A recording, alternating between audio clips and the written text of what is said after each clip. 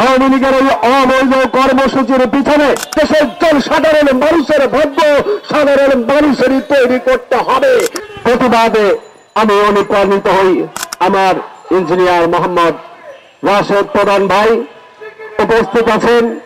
দেশ বাঁচাও মানুষ বাঁচাও আন্দোলনের সভাপতি কে এম রফিকুল ইসলাম রিপন ভাই, গিয়াসউদ্দিন খোকন ভাই, জিয়া সমাজ কল্যাণ পরিষদের সভাপতি সহ এস কে ছাদি ভাই সহ সকল সাংবাদিক জনতা এবং আমার প্রাণপ্রিয় জনগণকে জানাই আন্তরিক সালাম, শ্রদ্ধা ও অভিনন্দন।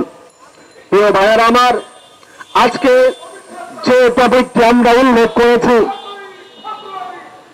আওয়ামী লীগের কর্মসূচি, আওয়ামী লীগের এই অবৈধ কর্মসূচির পিছনে মাত্র 5 মাস আগে এদেশের জনগণের রক্ত নিয়ে হোলি খেলে সহ বর্তমান এই যে সমস্ত নেতৃবৃন্দ যারা বাংলাদেশের জনতার সাথে প্রতারণা করে নিজেদের হাসর নাসর গুছানোর জন্য ভারতে গিয়ে পা ধরে বসেছিলেন, বাংলাদেশের জনগণ তাদেরকে প্রত্যাখ্যান করছে।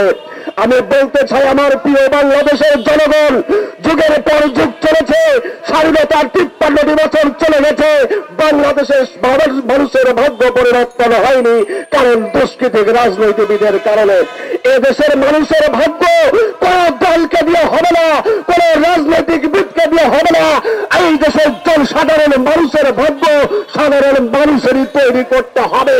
সেই জন্য সেই লক্ষ্যে রাজপথে আবার নামতে হবে হয়তো না, কারণ খুনি হাসিনা মাত্র 5 মাস আগে এদেশের জনগণকে যদি গুম করে শাপলা চত্বরে মানুষ মেরে ভারত থেকে সেনাবাহিনী এনে আমার দেশের জওয়ানদের হত্যা করে যদি আমার দেশে আমার কর্মসূচি দেওয়ার সাহস দেখায়, তাহলে বাংলাদেশের জনগণ শুনে রাখো, মাত্র 3 মাসের মধ্যে হাসিনা এদেশে আসার 3 মাসের মধ্যে বাংলাদেশ আর অঙ্গরাজ্য থাকবে না, ভারতের প্রদেশ হয়ে যাবে।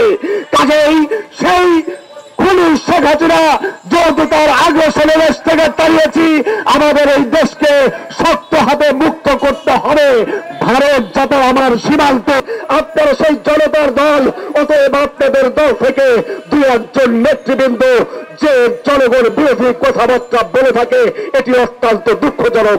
আমি বলতে চাই, আগামী নির্বাচনের আগে বিএনপির এই সমস্ত যে ভারতীয় ম্যান্ডেটে কথা বলে সেই সমস্ত নেতা কর্মীদেরকে হয় বয়কট করুন, না হয় সংস্কার করুন।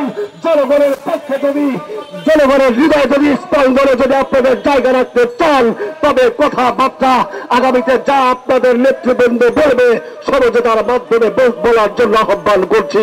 আমি এ পর্যায়ে বক্তব্য দেওয়ার জন্য অনুরোধ